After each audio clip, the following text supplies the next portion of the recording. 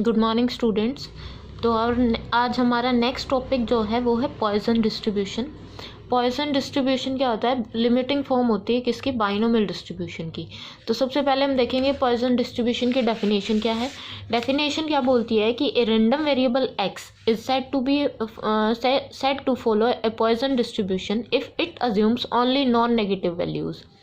ये बोल रहा है कि कोई रेंडम वेरिएबल x है वो पॉइजन डिस्ट्रीब्यूशन को फॉलो करेगा। कब फॉलो करेगा? जब वो नॉन नेगेटिव वैल्यूज़ को क्या करे? अज्यूम करे। And it's probability mass function और उसका जो PMF है वो कैसे गिवन होता है? प्रोबेबिलिटी ऑफ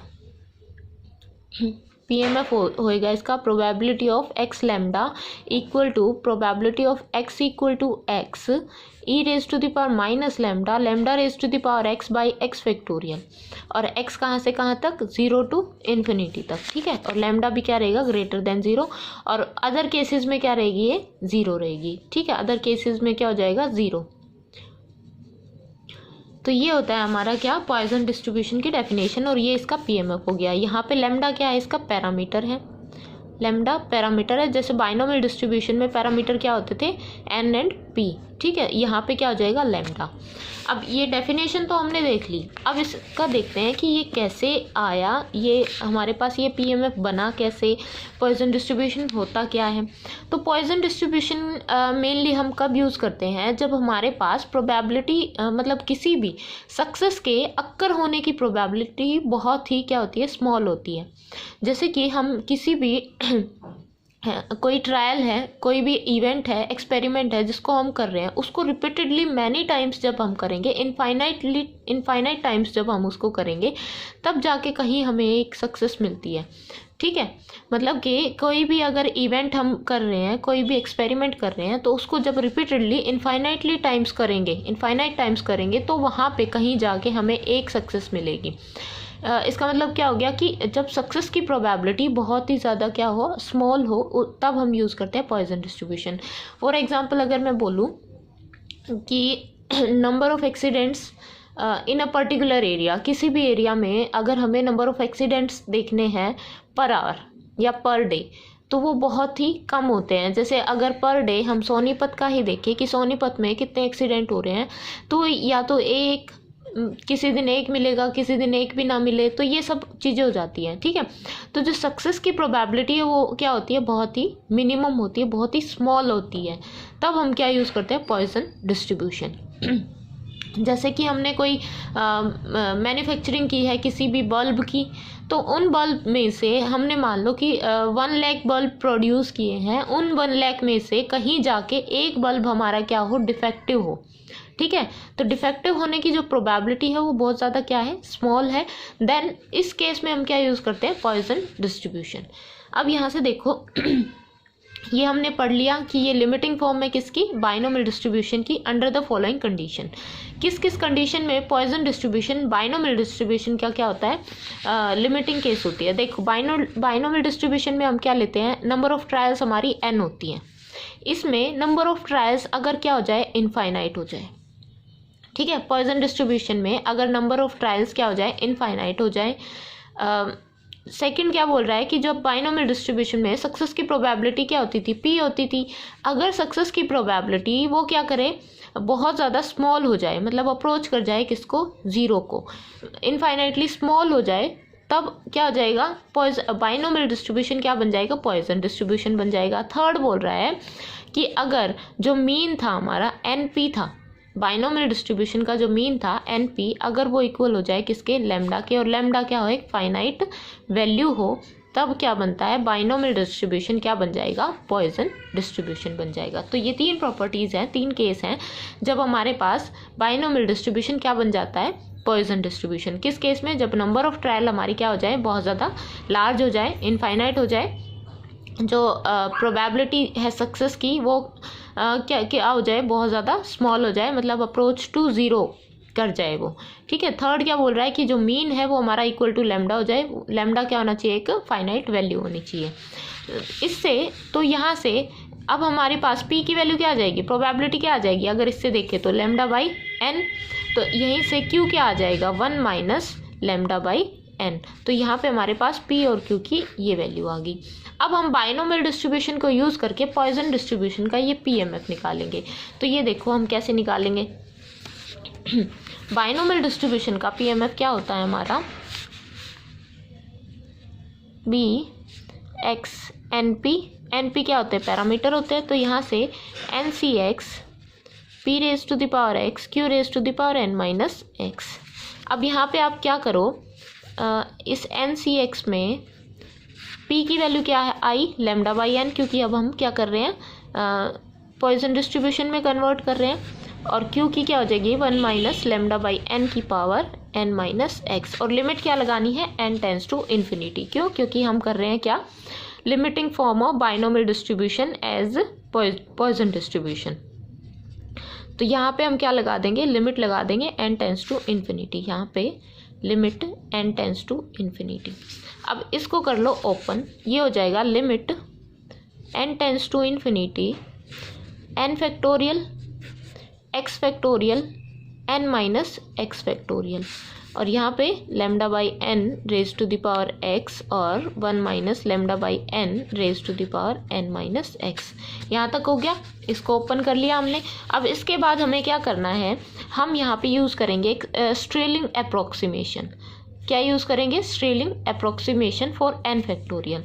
तो ये क्या बोलता है कि अगर हम लगा दें लिमिट, स्ट्रेलिंग अप्रोक्सीमेशन कहता है अगर limit n tends to infinity n factorial है तो वो वैल्यू हमारी होती है under root 2 pi e raise to the power minus n, e raise to the power minus n into n raise to the power n plus 1/2। ये इसके equal होती है, ठीक है। Under root 2 pi e raise to the power minus n n into n raise to the power n plus 1/2। तो जहाँ पे N factorial है हम क्या यूज़ करेंगे, ये स्ट्रेलिंग अप्रोक्सीमेशन यूज़ करेंगे।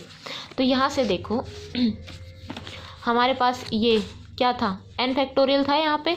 तो यहाँ ये जो हमारी इक्वेशन आई थी, इस इक्वेशन में हम क्या करेंगे, स्ट्रेलिंग अप्रोक्सीमेशन का यूज़ करेंगे। Limit n tends to infinity binomial n p equal to limit n tends to infinity. तो जहाँ पे एन फैक्टोरियल है वहाँ पे ये वाली वैल्यू पुट कर दो, root 2 pi e raise to the power minus n n raise to the power n plus 1/2।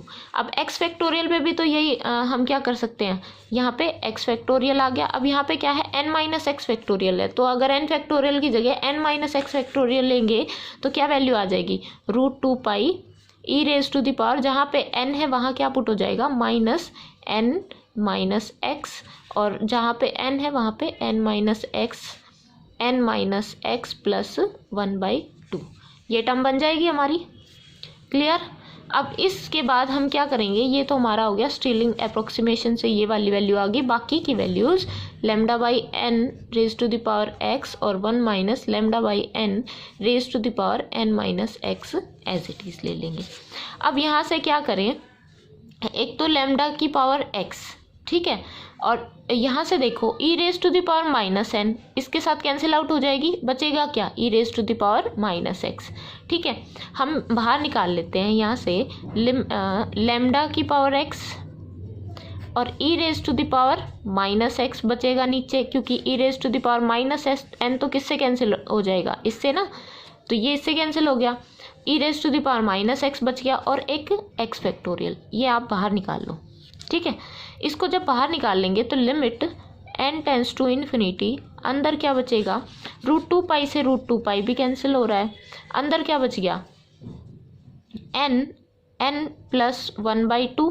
अब यहाँ पे एन की पावर एक्स है नीचे, ठीक है, n raise to the power x है, ऊपर जाके क्या हो जाएगी, n raise to the power minus x. तो यहाँ पे इसको हम डायरेक्ट नहीं लिख सकते क्या, एन तो हो गया ना, n raise to the power n minus x plus 1/2 बन गई ये टर्म।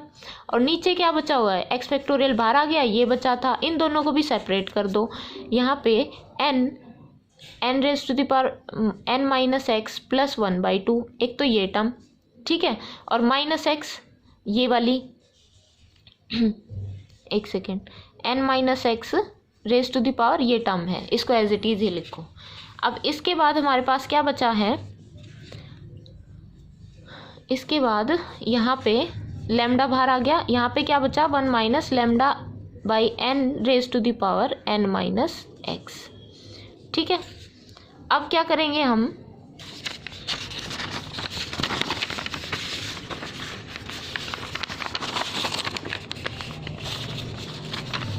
सेकेंड,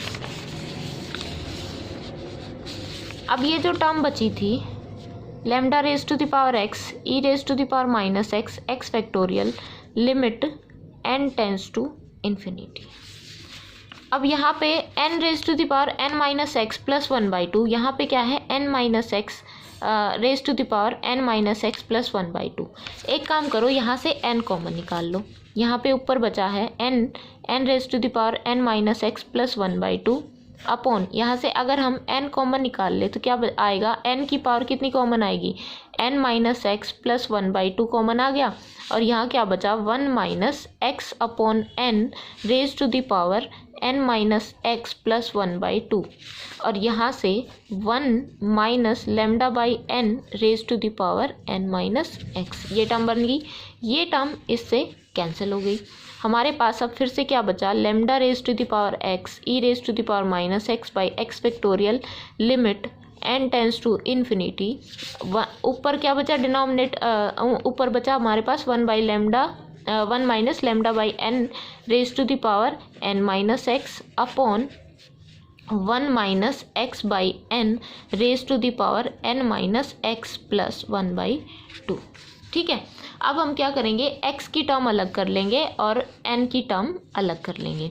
अगर हम ऐसा करते हैं, लिमिट देखो lambda raise to the power x e raise to the power minus x x factorial limit n tends to infinity, n की टर्म अलग कर लो, 1 minus lambda by n raise to the power n, और दूसरी क्या बनेगी into 1 minus lambda by n raise to the power minus x, और नीचे क्या बचेगा 1 माइनस एक्स बाई एन और raise to the power n, और दूसरी क्या बनेगी 1 minus x by n raise to the power 1/2 minus x, या फिर माइनस एक्स प्लस 1/2, आप जैसे चाहे इसको लिख सकते हो।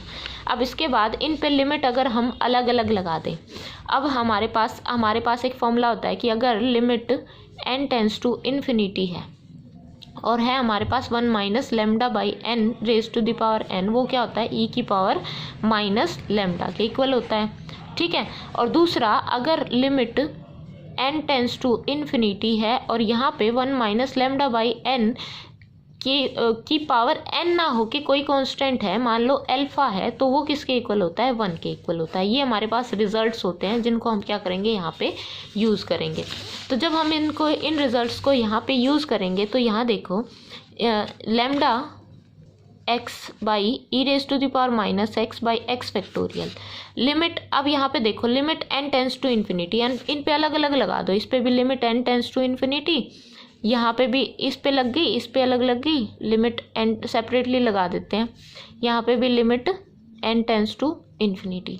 ये वाली term 1 minus lambda by n raise to the power n, ये इसके सिमिलर है, तो यहाँ पे क्या आ जाएगा, इसकी जगह पे आ जाएगा e raise to the power minus lambda. इस टर्म की जगह क्या आ गया, जस्ट सेकेंड, इस टर्म की जगह क्या आ गया हमारे पास e raise to the power minus lambda. अब यहाँ पे क्या है 1 minus lambda raise to the power minus x, मतलब कोई कांस्टेंट वैल्यू है, तो ये क्या हो जाएगी 1 है ना, इसके अकॉर्डिंग अगर कोई कांस्टेंट है तो 1 हो गया।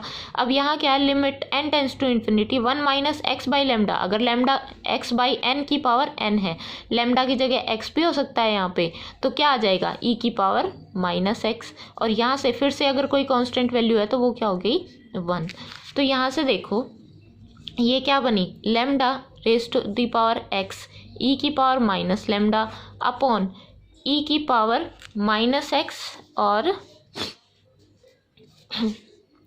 ये बना हमारा e की पावर,